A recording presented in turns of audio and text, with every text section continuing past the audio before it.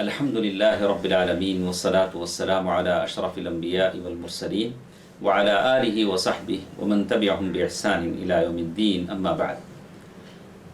محترم حضرات و خواتین، رمضان المبارک کے ان مقدس دنوں میں لوگ کچھ سوالات کرتے ہیں۔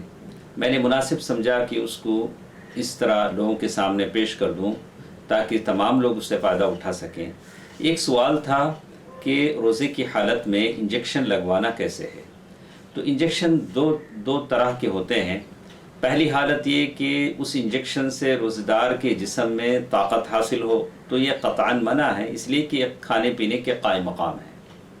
چاہے وہ انجیکشن رگ میں لگائیں، پٹھے میں لگائیں، چوتڑ میں لگائیں، کہیں بھی لگائیں، وہ انجیکشن آدمی نہیں، روزہ دار نہیں لگا سکتا ہے جس سے انسان کے جسم کو طاقت حاصل ہوتی ہو۔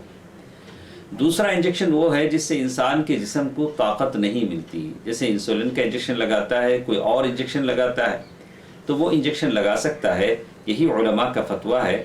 البتہ شیخ ابن باز رحمہ اللہ نے جب ان سے پوچھا گیا تو یہ کہا کہ بہتر ہے کہ آدمی اس کے بدلے ایک اور روزہ رکھ لے جس دن اس نے وہ انجیکشن لگوایا ہو۔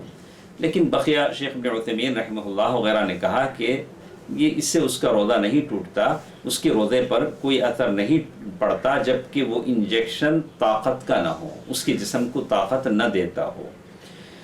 اور بہتر ہے کہ آدمی انجیکشن کے لیے رات کا وقت متعین کر لے رکھے تاکہ دن میں روزے پر کوئی اثر نہ ہو۔ اور البتہ علماء کا اس سلسلے میں ہی فتویٰ ہے۔ اللہ تبارک و تعالیٰ سب کو عافیت میں رکھے، آمین۔ والسلام علیکم ورحمۃ اللہ وبرکاتہ۔